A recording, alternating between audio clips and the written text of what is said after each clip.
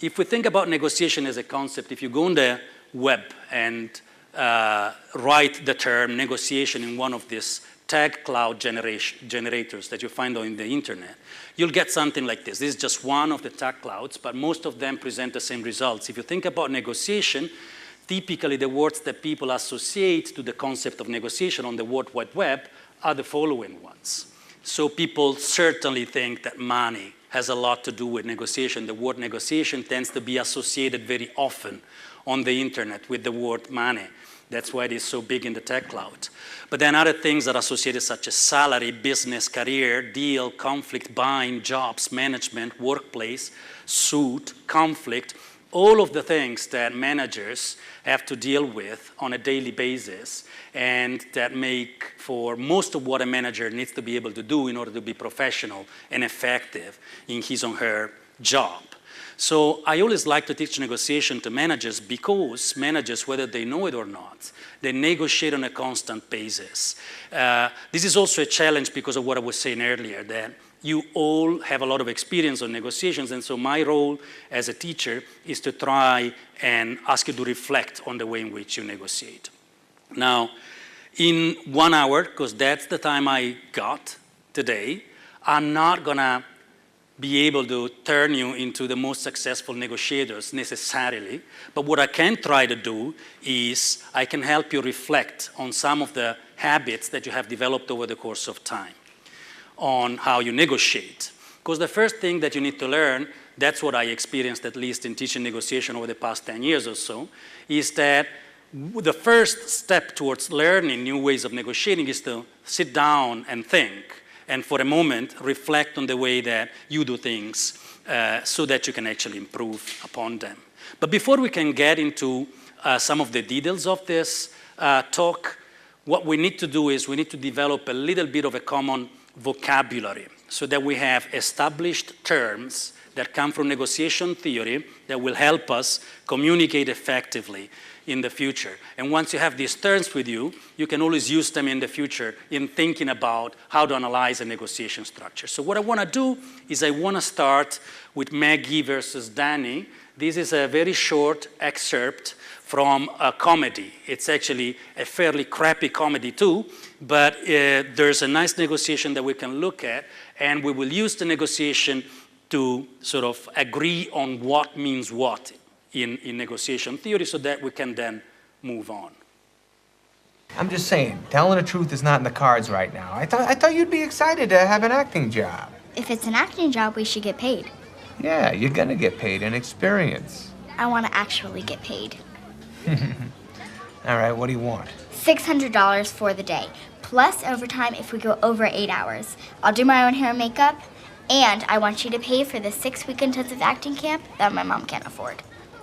$50 for the day and a 2-week acting class at the YMCA nearest you.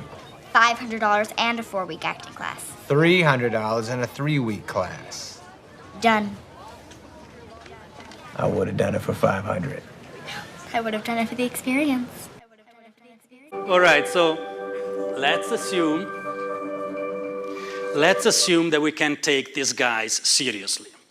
So if we can take these guys seriously, Maggie and Danny gave us the basic elements of any negotiation. So let's look at them. Let's take this very simple picture as a simplified representation of the negotiation structure that we have just seen.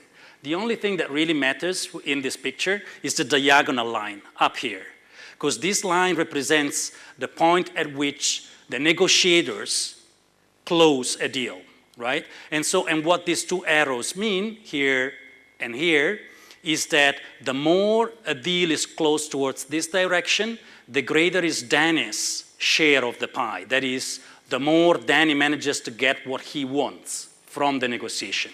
The more a deal is close towards this direction instead, the greater is Maggie's share of the pie. Now, this is called the distributive negotiation.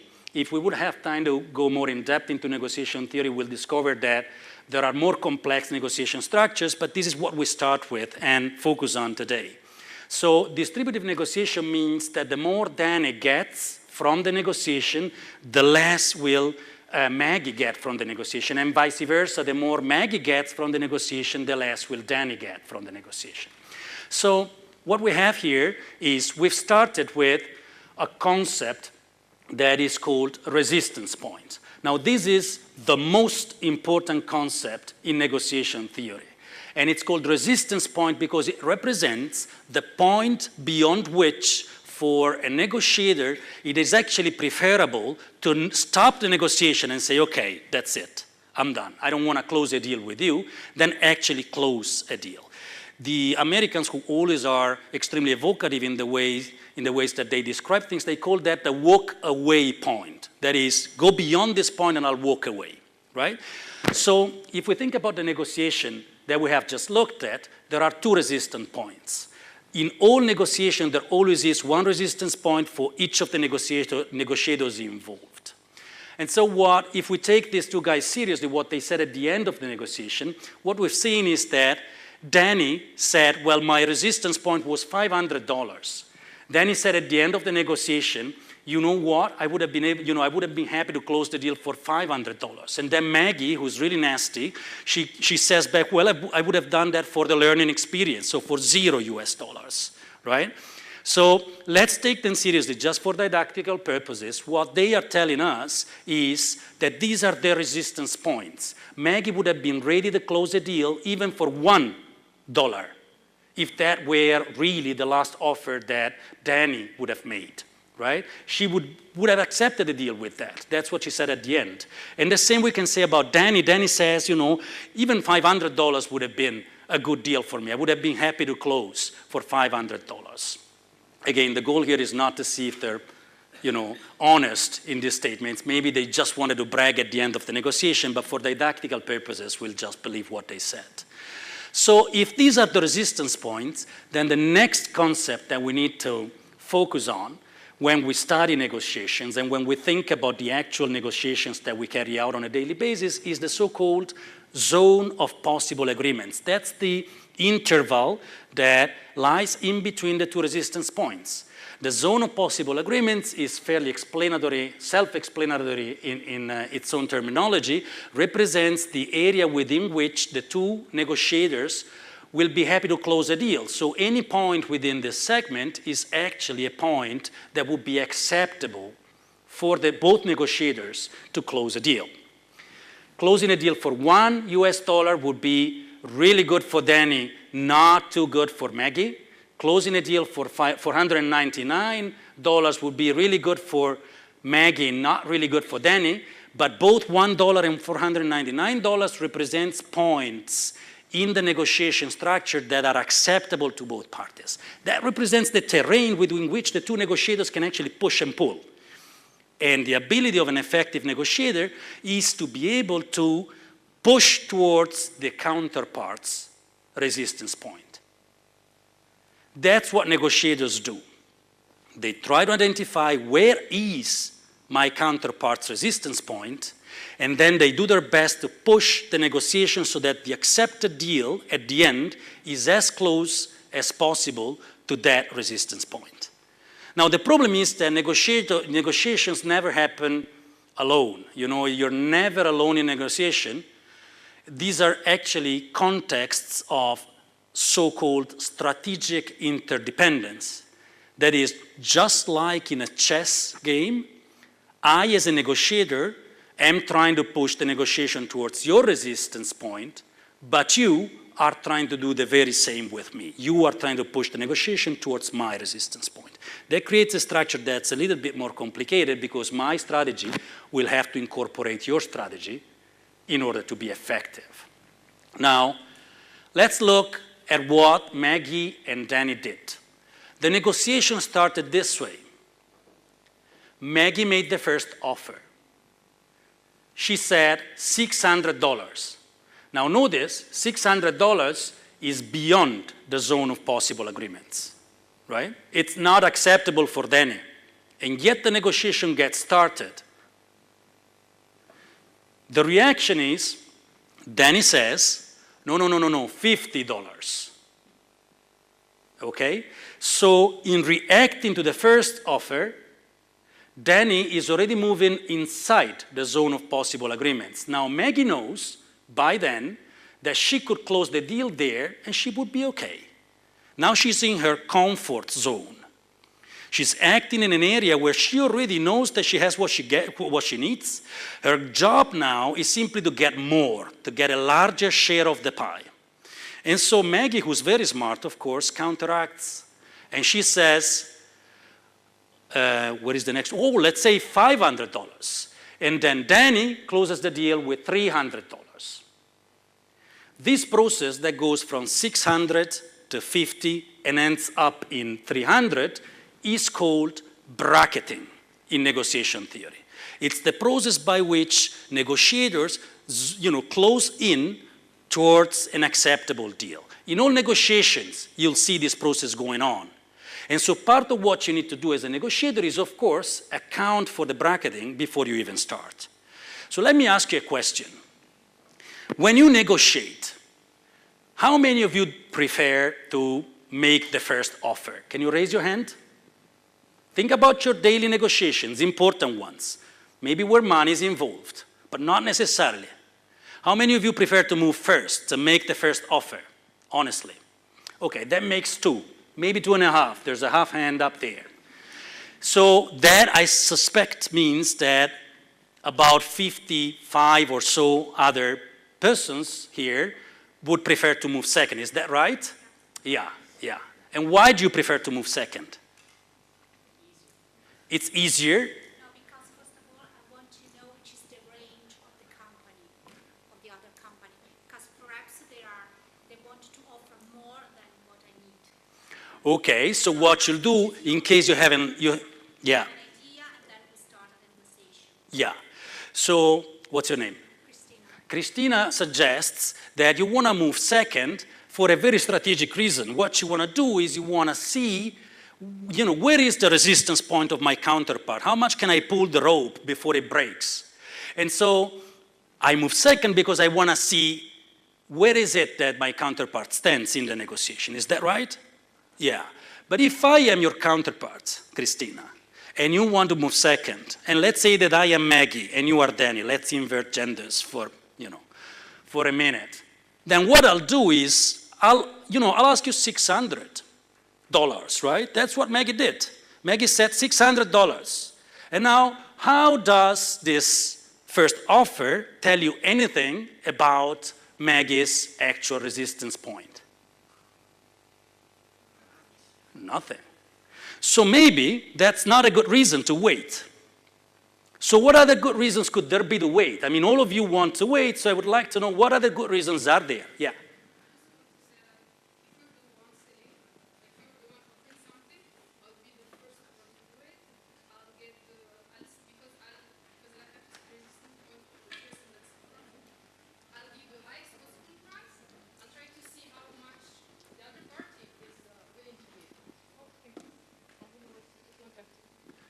Perhaps you could summarize it once again with the mic. Okay.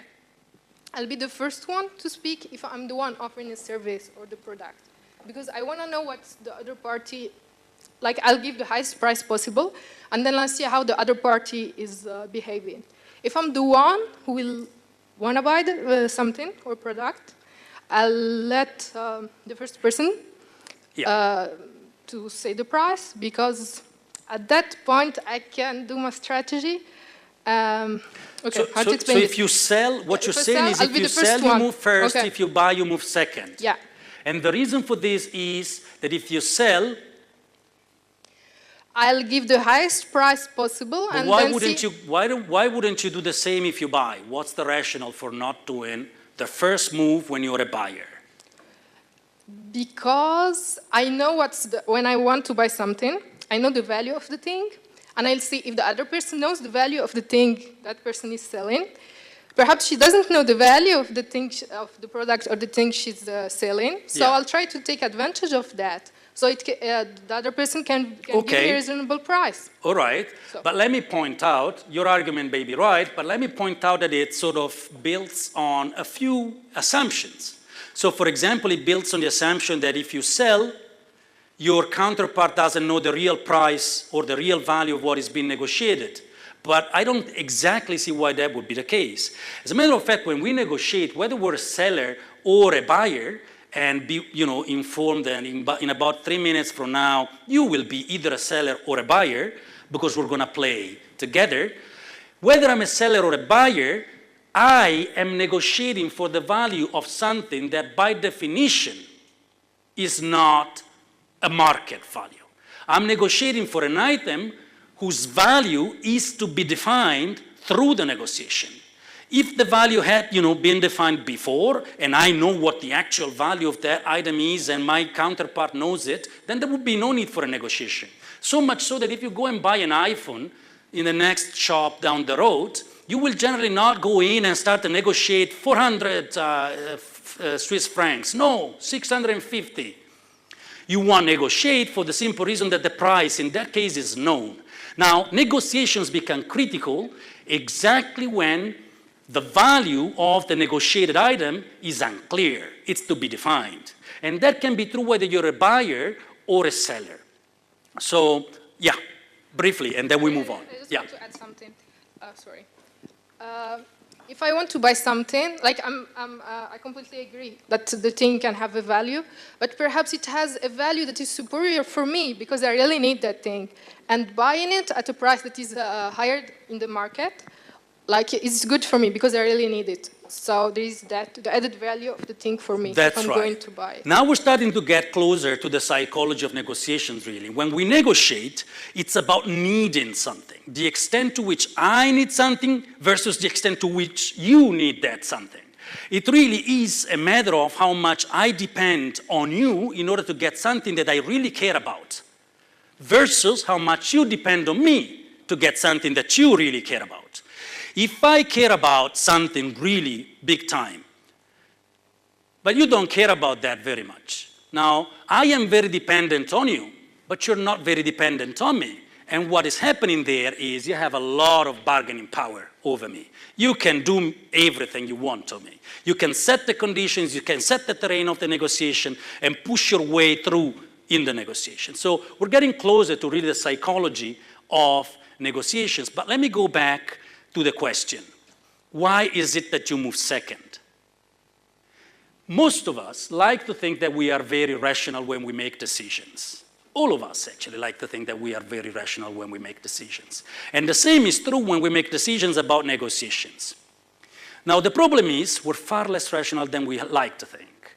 And when we make decisions about our negotiation strategy, we generally tend to make decisions that we feel comfortable with, not necessarily decisions that are effective. And the choice of moving second is a decision that makes most of us feel comfortable. There's a lot less risk involved in moving second. If you move first, you run two risks at the same time. First, you may come across as overly aggressive. Maybe your first offer is so off that you come across as an arrogant, bad person. Because they're recording me, I can't say bad words. In a more intimate context, I would. And that's negative. None of us likes to come across as arrogant. None of us likes to come across as conflict-seeking. None of us likes to be a person who is so assertive as to make a first offer that scares the other person off. But there's a second fear that is related to moving first, and that is perhaps you'll make such a soft, moderate, mild first offer that you'll come across as a fool. Now your counterpart will think, what the heck, man, that is a good offer for me. And that also is something we don't like to go through. It's a poor experience. If you make a first offer that makes you feel like a fool, that shows that you weren't able to really be assertive in a negotiation, that also doesn't help you being happy. And when we make these negotiations, we seem to care a lot more about our image vis-a-vis others as well as vis-a-vis ourselves than about being effective. Now, if you take a course in negotiation, at least if you take a course in negotiation with me, what I would like to do, what I will try to do, is to show you that what you need to do as a negotiator is forget about whether you're happy or not in the negotiation. You need to be effective. Negotiation is about good technique. And so We don't need to necessarily do the things that make us feel more comfortable. What we need to do is try and understand whether the choices we make that we have got used to are effective or not. And let me tell you, we won't have the time to delve into the details of this, but let me tell you that 98% of you are wrong. Moving first in a distributive negotiation is by and large the best and most effective strategy. Well, actually, we don't have the time to go there, but if I had to go there, yes, aggressive. Oh, yeah. Now we're talking about a specific kind of negotiation. This is distributive negotiations. So let's stick to the simple case, which is the distributive negotiation, as we said before, is a case where if I gain more, you lose more. If you gain more, I lose more. In this kind of contexts, yes, first move, aggressive move. Now, experimental results, there's an abundance of experimental results that show that this result is fairly solid, and yet there's also a lot of evidence that most people, just like you, will always tend to prefer to move second. They'll prefer to move second because it's more comfortable, not because it's more effective. But because we like to think that we are rational, then ex post we'll think that there were all kinds of good reasons why we moved second. It was very strategic. No, perhaps we just didn't want to look like a fool. That's a more likely explanation. All right. Now, let's go back for a minute to the scheme that we have here. This scheme says that there are two resistance points and the negotiation happens within these two resistance points. Now, in a real negotiation, however, people don't know where these resistance points are. And as a matter of fact, in most cases, they will not know where the resistance points are, even at the end, after the negotiation. In this case, they told each other, oh, my resistance point was 0, oh, my resistance point was 500. But in most cases, when you negotiate with somebody, you will not share this information, not even after the negotiation is finished. As a matter of fact, when you negotiate, you typically negotiate in the dark. There is something that technically is called the fuzzy zone, which is uncertainty. You don't know where really the resistance point of your counterpart stands, and your counterpart equally doesn't know where your resistance point is. And part of the negotiation really is about representing the structure of the negotiation in a way that's more advantageous to you than it is to your counterpart. So you basically, you know, the British, they call this, strategic manipulation of information. In the south of Europe, we tend to call that cheating. But whichever way you want to look at that, we basically frame the negotiation, frame the discourse through which we negotiate in a way that represents our position more strongly than what it actually is.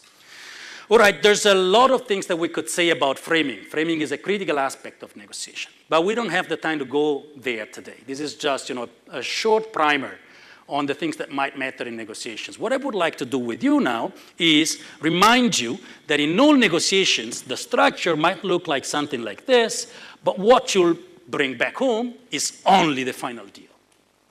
If I ask you how effective were you, as a negotiator in buying your second-hand car, last week, what you'll think about is the final deal. And you'll forget about everything else. That's why learning from your experience may, at times, not necessarily generate useful learning. Because you're forgetting about the process, whereas it's in the process of negotiation that we can actually learn how to be effective. But most of the times when we think about negotiations and we try to learn from our negotiation strategies, seeing what was effective and what wasn't, the only thing that we look at is, what was the final price? But the final price doesn't tell us very much. We don't know how much we could have made, for example. And so it's very hard to understand if we have done well or not. So because this is just, a small pill of what negotiation is all about, we won't get into the details of what tactic brought to what outcome. We have no time for it. I generally spend about an hour and a half on this one case, discussing this one case. So that's how deeply you can delve into it. But what I want to do with you is, first of all, point out how much variance there is in the deals that have been closed. Somebody closed for 70, somebody closed for 115. That's a fairly big difference. Now, when we negotiate in real life, we don't know that. We only know how much we bought it for or sold it for. We never have a reference point. And that's a problem because it makes it very hard to learn from your negotiations. Now here, what we know is the exact same case, very simplified case, very stylized, the very same thing for everyone, brought to fairly different deals. And that's what happens also in reality. The fact that we don't know how much we could have closed a deal for does not mean that we could have not closed it for a very different price for which we actually closed it. That's what happens every day when we negotiate. We only know about the deal that we closed it for, but there's a whole range of possible other deals that might have been possible and that would have been possible if we had played the negotiation in a different way. Now, let me ask you another question. Question number one. What did you say there? Let's start with the sellers. Those of you who were a seller, how much did you say that was your best case scenario, the highest possible price at which you were hoping to be able to sell the lot of land? What did you set there? As a 17? 70. 100? 85? 115? 50, okay? And what for the buyers, what do we have? What prices did you write there? 70? 100? Why am I asking this question? Why does that matter? Does that matter at all? What do you think? Does it matter at all? Why? What's relevant about it? I mean, ultimately, if you think about it, what that question says is, what's your optimistic idea about what you could potentially get out of this negotiation before you even start to negotiate? You have zero information about what the other party is going to do. You only have some basic information about what you want and what the basic structure of the negotiation is all about. Why should this matter? Why should your optimistic scenario, best case scenario, matter in a negotiation? Because that's your starting point? Is that your starting point? Your colleague says that's your starting point. Yeah?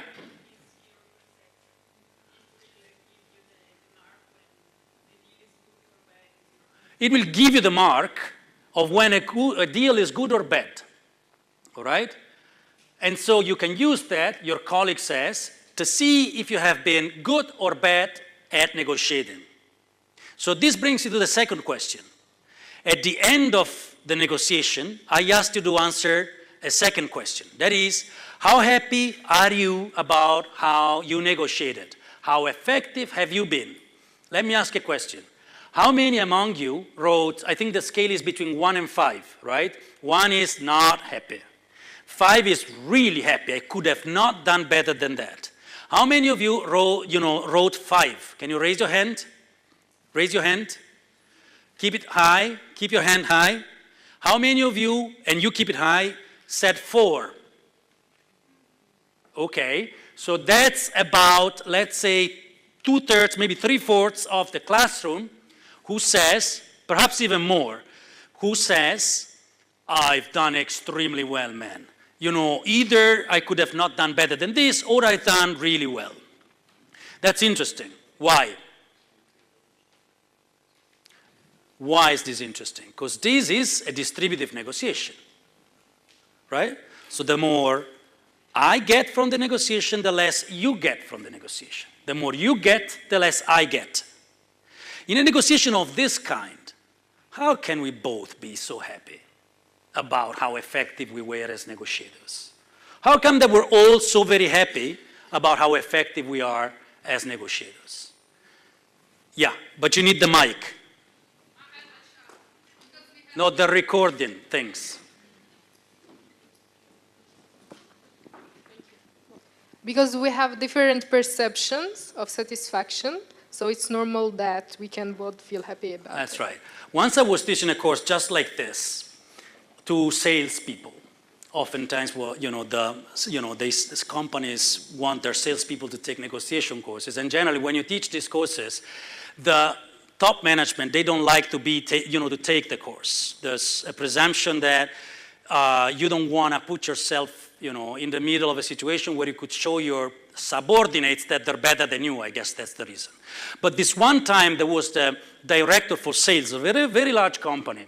And everybody else were basically, area managers, pretty important salespeople up there. And one of these persons, a woman, at some point she made exactly the same argument as you are making now. She said, you know what, ultimately, what really matters is that at the end of the negotiation, I am happy.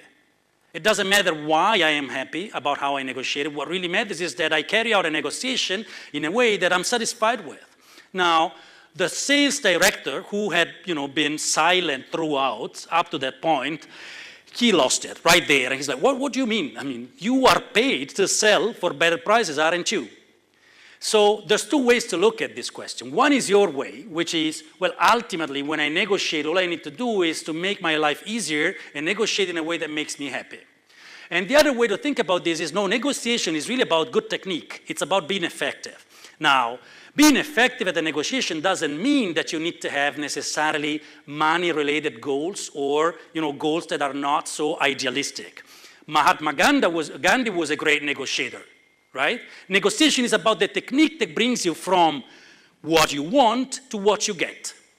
So you don't need to be a salesperson to be a good negotiator. You can use good negotiation technique to get to very idealistic goals. But you have to understand good technique. And good technique is, no, negotiation is not about making you happy. It's about getting you from what you want to what you actually get. It's about efficacy. It's about effectiveness. It's about making moves that actually bring you closer to your objective. And if you think about it in this way, then you'll see that perhaps what we should do is think about our negotiations somewhat differently from what we generally do. And let me try to argue this. Yes, there's a question here. What is the mic? Yeah.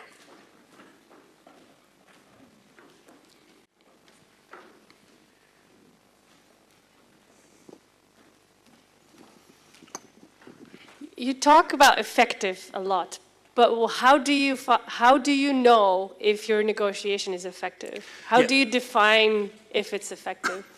Okay, so that's a complicated question because I know how effective you have been if I have complete information about the negotiation structure. So in this case, for example, I can tell you exactly how effective you have been. I can tell you precisely how effective you have been. Now, it is true, however, that as we said before, in most real-life negotiations, we don't have complete information about the actual negotiation structure.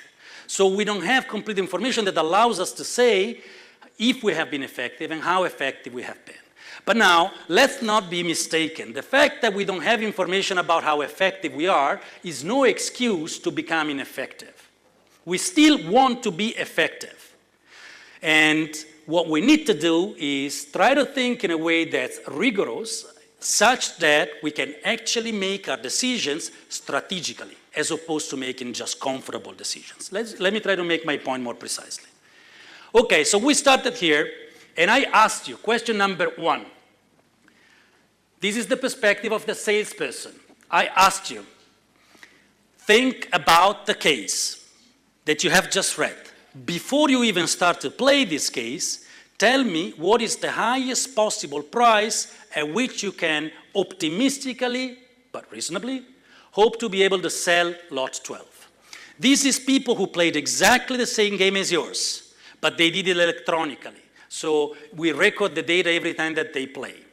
And as I said, this is the perspective of the seller, and each of these dots here represents a point of, agreement, a deal that was closed between two parties in exactly the same game as you played. And there are two dimensions here. The first dimension is the dimension of the actual result, the actual money that was paid for lot 12. But on the axis, what we have is what is called the target. And the target is exactly the answer to question number 1. Your answer to question number 1 in negotiation theory terminology is called negotiation target. What does this graph suggest to you? Is there anything that you can see from this graph? That the result is higher than the target? that the results are generally higher than the target, not a lot, but somewhat higher than the targets, okay. What else? Anybody among you is a statistician or an engineer or an economist? Anyone who's looked at data before? Because to a statistician, believe it or not, this is fairly exciting data. It is fairly exciting data because it says something that is of critical importance to understand negotiations. And that is that if you really look at the data portray a fairly linear relationship between target and final outcome, final result. And this is very interesting. Why? Because, as we have said before, your target is defined, you define your target before you even start to play. This is something you keep in your mind. In most cases, you won't even communicate it to the counterpart throughout the negotiation. It's just gonna be in your mind. And yet what this graph says is that on average, every time that there's a unit increase in your target, there's a corresponding unit increase in your final deal. That is, the higher your target, the higher your final deal. The higher the price at which you sell lot 12. The exact same relationship emerges if you look at the buyer's data. And I have been playing with this data for now many years. In all classes, including this one, we have no time to look at the data, but I can guarantee you that this relationship is going to be there. It's not my magic. It's a well-known, established fact in the negotiation literature. The target that you set for yourself before you even start the negotiation is an important precursor of the final deal that you will close in the negotiation. And this relationship, what you will see here, is especially strong at the low levels. That is, what this graph is telling us is that if you set for yourself an ambitious target, like this guy did up here, then sometimes you do well, very well, sometimes you do quite poorly. But if you set for yourself a non-ambitious target, then you can be certain that your final result is going to be at best mediocre. That's an almost deterministic relationship. Set for yourself an unambitious target, a target that is not sufficiently ambitious, and you can be almost certain that you will close with a fairly mediocre deal. Luck always can play a role in all things of life, including negotiations. But in the large number, there is no doubt that if you don't learn to set for yourself ambitious targets, over the long haul, what you will get is a long series of mediocre deals where you go home and you might think, well, I did my best, and I wasn't that bad after all. But what's happening really is you're getting a very small share of the pie that potentially you could have gotten. So setting an ambitious target for yourself is a necessary but not sufficient condition. But if you don't learn to set an ambitious target for yourself, then you can be certain that you will not be effective. Question, what's an ambitious target? Now you know it because we have the terminology. We've discussed it at the beginning of this small class. How would you define a target as being ambitious? It's aggressive, but what does it need to do in terms of it's okay? One possible answer, which your colleague suggests, is, well, a target is ambitious if it's higher than your resistance point.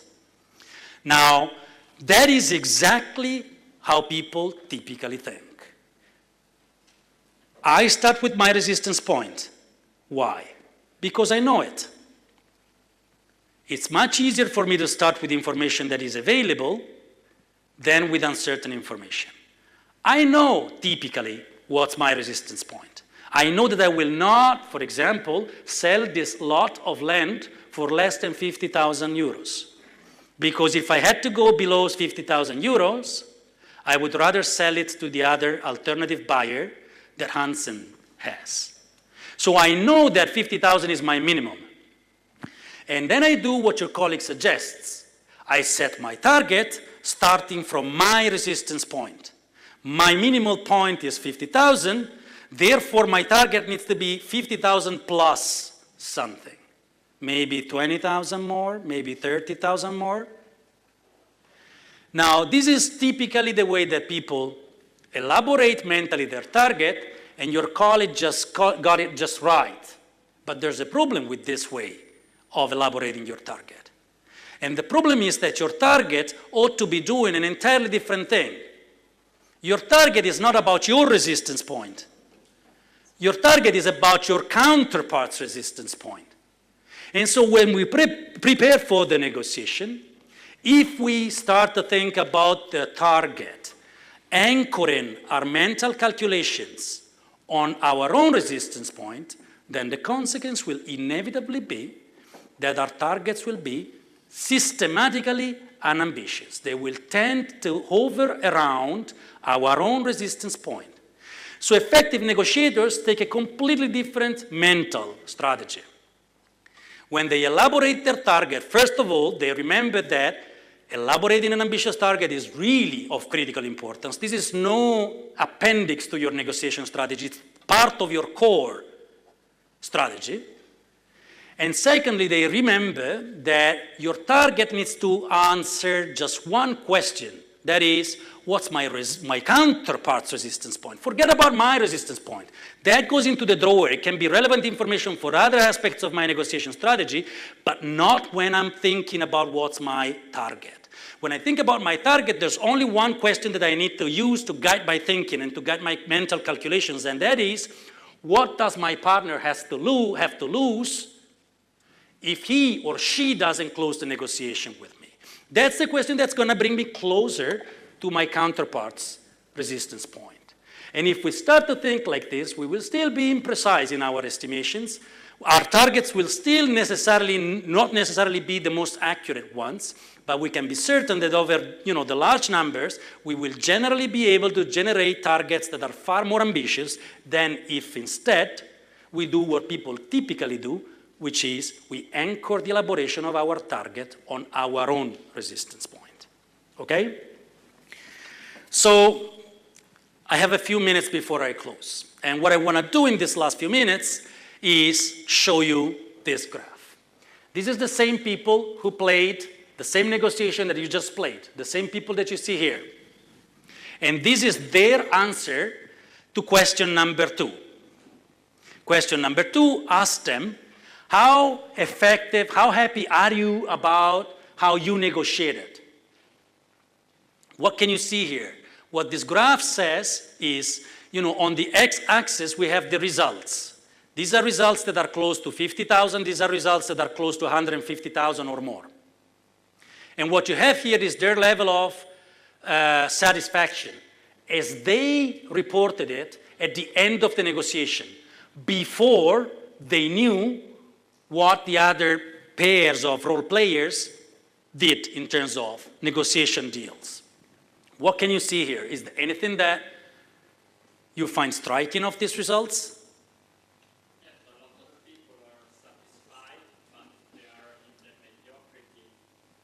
So a lot of people, there are two things here. First, just like in this classroom, most of the people are happy. They feel satisfied with the way that they negotiated. They feel that they have negotiated effectively. Secondly, the extent to which people are happy about the way that they negotiated seems to be unrelated, almost entirely unrelated to the actual deal. Whether they closed for 150,000, and this is the salesperson, this is the seller's point of view. Whether they closed for 150,000 or for 60,000 doesn't seem to make a difference in how happy people feel, right? How is this possible? Because I think that a lot of people think that I earn more than 50, so it's good, it's something good, but I think that the whole thing is not the price that the client wants, but the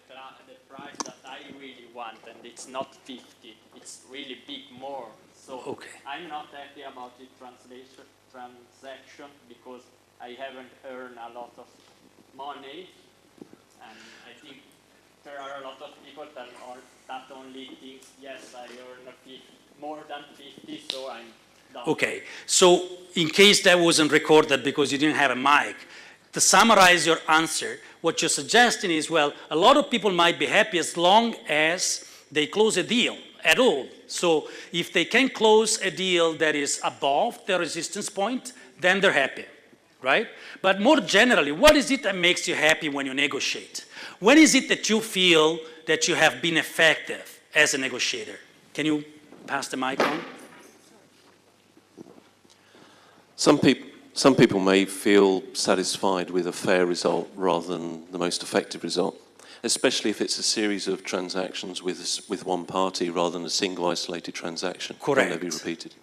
This is a very good point. What we're looking at here is a very simplified case of negotiation where these two people have no common history and no shadow of the future, as it is technically called. So no expectation to have to deal with each other again in the future. The case is designed like this because this is the simplest. You know, it's the building block of negotiation theory, if you want, right? And your colleague is suggesting that if this negotiation would have a shadow of the future, if you would know that you would negotiate with the counterpart over and over again in the future, then you might start to feel that you need to close, you know, a fair deal as opposed to perhaps an effective deal. And that's a very well taken point. But what we have here is people who played a one-shot game, just like you. No shadow of the future, no prior history together. The only thing that matters is closing a deal that is a higher price, at the highest possible price for the salesperson. And yet people feel satisfied even if they sell for a limited price, even if their sales price is actually not very high. So once again, what is it that makes you happy when you negotiate? When you wrote 5 or 4 as an answer to question 2, why did you write that? What did you have in mind? Why did you think that you did pretty well? Because you close close to your target. Because you close to your target. That's exactly right. What makes us happy is whether the deal that we actually close is above or at least proximate to our target, right? So if we manage to sell lot 12 for a price that's close to the target that we had set for ourselves, we're happy. If we manage to sell for even a higher price, we're really happy. And this, believe it or not, is a major problem because it generates something that is called the winner's curse. It generates a situation where, paradoxically, those people who sell for lower prices generally are happier. They think of themselves as better negotiators than those people who close a deal with higher prices, who manage to sell for a higher price. How can this happen? It's the two slides put together. First, setting an ambitious target is essential if you want to be able to close a good deal. But if you set an ambitious target, then meeting that target is going to be tough. In most cases, because your target was ambitious, you will fall short of the target. You will not be able to reach it easily. Conversely, if I set for myself an unambitious target, then I will most likely close with a mediocre deal. However, I will probably meet and even exceed that target. So at the end of the negotiation, I will feel pretty happy. I've been pretty good, man. I was hoping to sell it for 60 and I sold it for 65. I could have not done better than that. Whereas an effective negotiator will think, well, my target is 180. Maybe he or she will not be able to get to 180. Likely, he or she will get to maybe 130 or so. He will look back and think, man, I fell a little bit short of my target, not so happy. However, in concrete, objective terms, the latter negotiator did much better than the former negotiator. This is called the winner's curse. That's why negotiators are always so angry when you look at them. Because if they're good, they need to be unhappy all the time. If they feel happy, they know that they did not negotiate effectively. So on this note, I think we're out of time. And so I will thank you very much for your attention, and I hope I'll see you again later at the reception.